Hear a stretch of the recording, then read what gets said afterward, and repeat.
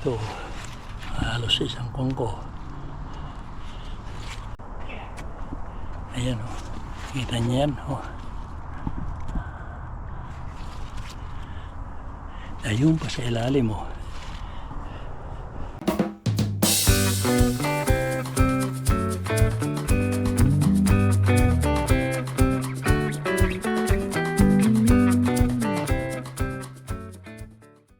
Good morning po mga kasenyor. Kumusta na po kayo? Ngayon pong umaga ay maghuhugas ako nung patatas na binunot namin mga 4 days ago. Ngayon ko lang po ito mahuhugasan.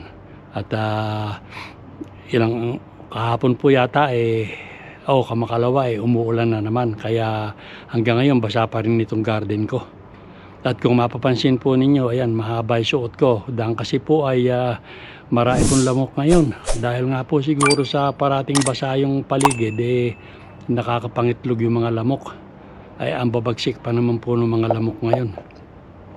So, ngayon nga po, maghuhugas ako nung aking patatas na binunot. Yung binunot namin ni Mrs. nung nakaraan. At ngayon ko nga lang po mahuhugasan. At mamaya po pagkatapos naming maglinis ng aming part-time job, magbubunot uli kami siguro ng aming natitirang patatas. At pati po itong aking broccoli ay bubunutin ko na rin dahil hindi na rin po maganda ang nagiging bunga. Ayan po yung mga broccoli kung titignan ninyo hindi na po maganda, matigas na po yan. Ayan kaya aalisin ko na rin po sila. Tapos ito nga po yung patatas na natitira pa. Ayan Ayan, mga kundi nito 1, 2, 3, 4, 5, 6, 7 siguro mga kompo ito, mga kung kulangin man sa 15 puno konti lang. So ito na po yung mga patatas na huhugasan ko mga kasenyor. Ayan, inilabas ko na rin yung mga gagamitin ko. So ayan, mga tuyo na sila.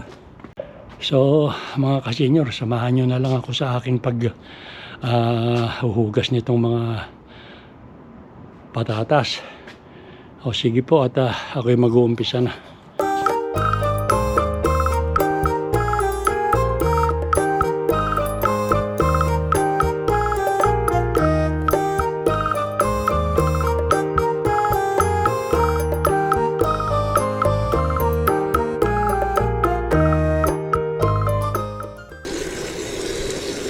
So ayan, kulang yung tubig mga kasenyor. Kailangan puno.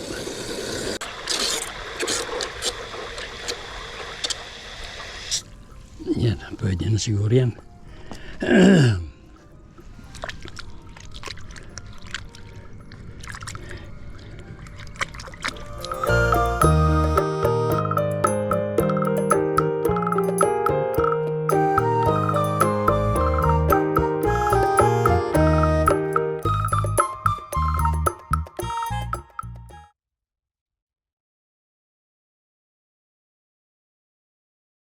Good morning po mga kasenyor. Kumusta na po kayo? Maaga po ako ngayon dito sa aking garden at ako'y magtatanggal na nung balag na kinabit ko noon, yung para dun sa aking mga sitsaro. Isa pa po ay kaya ako maaga ngayon para yung mainit po ngayon yung sikat ng araw masakit sa balat at saka wala naman pong kaulap-ulap yung kalangitan namin ngayon. Pasensya na po at marami pong lamok na naglipad-lipad. At i-update ko po kayo ngayon sa aking mga garden. Una po nating tignan itong aking patatas na binunot namin nung isang araw na gabi na po halos nung bunutin namin, kaya hindi ko na po na-video. So bali ayan po yung pinagbunutan ng patatas na ginawa namin nung nakaraan. 2 araw na ngayon. Ayan po, malinis na yan. Ngayon po itong mga broccoli ganun din, binunot na rin namin. Ayan, nung hapon din na yun. Ayan, hindi pa lang namin na itatapon nga at napuno yung aming basurahan. Dito po nang galing yun. Diyan. Pati po yung sibuyas na kapraso, yung isang plat na maliit, ayun po. Ayan naman ang natira, 2, 3 na lang bale, binunot na rin namin. At ito nga po pala yung tatanggalin kong balag, ito. Yan. Yan, may natitira pa pong mga sitsaro na siya ko naman kukunin mamaya. So, yun nga mga kasenyor, at ako'y mag-uumpisa ng magtanggal ng balag. Samahan na lang ninyo ako sa aking tatrabaho uli dito sa aking garden, at malapit na talagang lumalamig na po talaga sa umaga. Kaya kailangan magligpit-ligpit na, alisin na yung mga ibang halaman na hindi na pakikinabangan. O sige po mga kasenyor.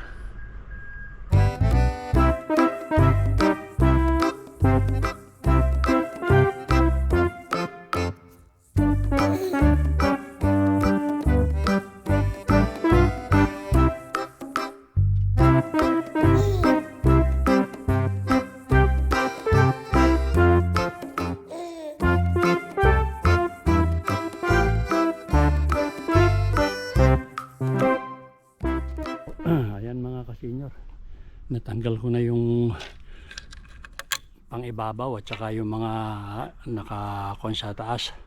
So tatanggalin ko naman itong mga haligi. Yan. At ito ang gagamitin ko mga kasenyor, kasi itinurnilyo ko sila, yung mga poste.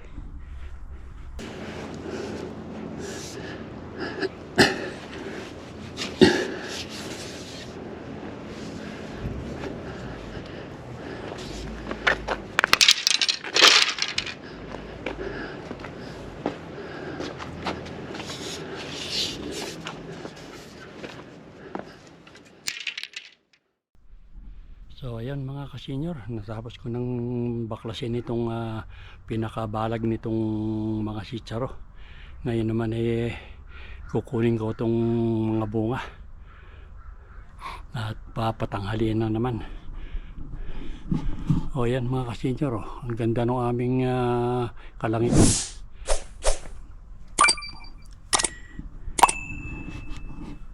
So ere po mga kasenyor, marami pa rin mga bunga na mahahalaw.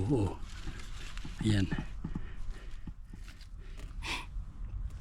Ayan pa.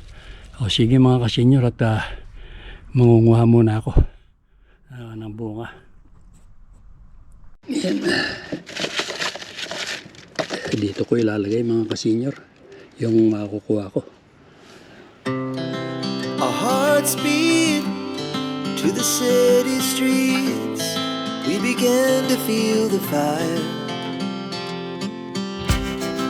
We rise like tall buildings as the chemicals they take us higher. Mga kasenyor, nakatapos na ako nung aking aalis ng balag, at saka nakapamitas na rin ako nung sitsaro, tsaka kaunti nung bulaklak ng sukine, tsaka bulaklak ng kalabasa. So ngayon naman po ay huhugasan ko na itong patatas na huli naming binunot nung na hindi ko na nga na-video dahil nga sa halos gabi dumidilim na nung bunutin namin. Mabuti na lang at may katulong kami. Ito po yung aking huhugasan. Ito po yung mga nakuha namin nung nakaraang huling bunot namin ng patatas. At saka nga pala yung broccoli tinanggal na rin namin. Binunot na rin at hindi na maganda yung bunga na maliliit. So ito po mga kasenyor yung huling bunot namin nung bunga. Ayan, malalaki rin naman kamukha niya no. Tsaka ayan, wala pong ganong maliliit.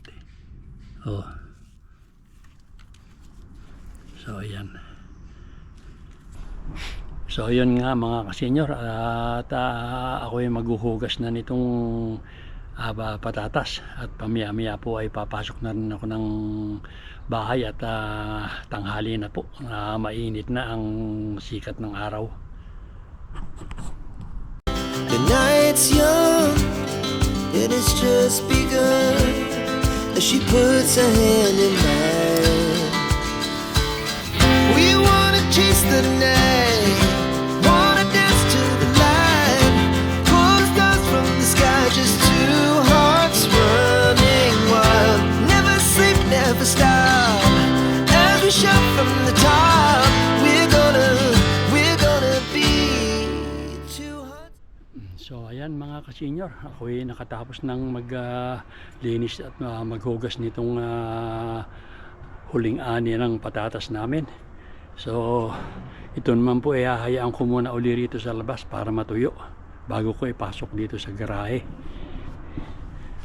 So ayan na po yung nahugasan na patatas. Ayan po, pinatutuyo ko na lang sila bale. So ngayon naman mga kasenyor, didiligan ko itong kamatis na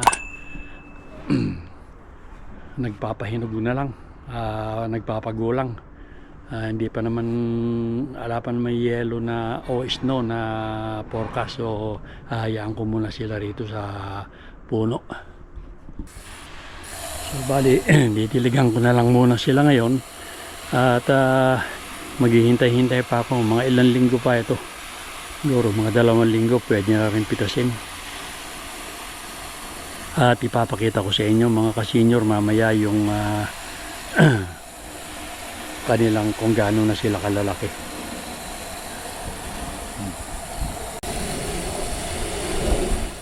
Ito na mga aking mga kwan, palagay ko hindi na rin ito aabot. Nakakuha naman ako ng kaunti rito mga kasenyor dito sa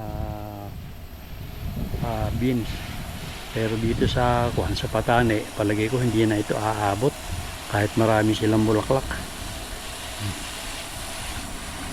Kahit ganun din itong sili, ayan yung sili.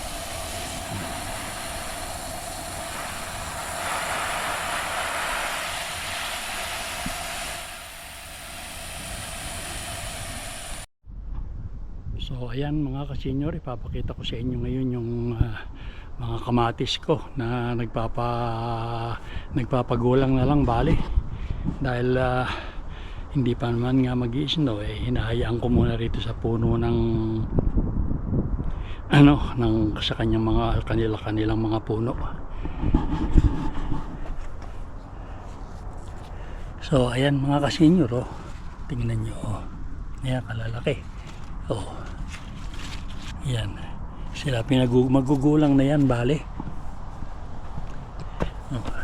Ito yung isang klase, ibeto, hindi masyadong malalaki ito, pero itong mga parang Tagalog na hindi ko maalam ang pangalan nito kung ano ayan, ayan pa ayan, talagang malalaki sila mga kasenyor, mga ganyan. Ayan ayan, ayan pa. Yan, magugulang na silang talaga. Ito halos isang kongko.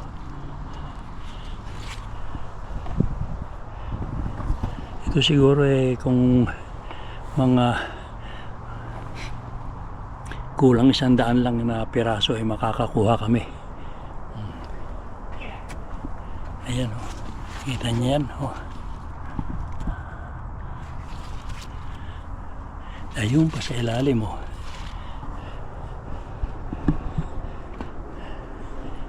ayan kamukha nitong isang to Ang laki oh.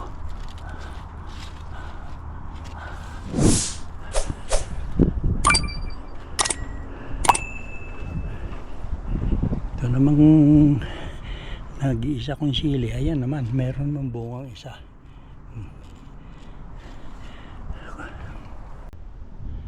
O sige po mga kasenyor. At naipakita ko na rin lang sa inyo yung mga kamatis ko. Ako papasok na rin sa bahay. At makapagpahinga naman sa mainit po talaga.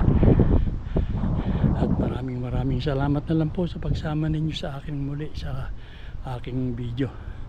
Hanggang sa susunod na video na lang po ulit tayo magsama-sama. O sige po, babay na.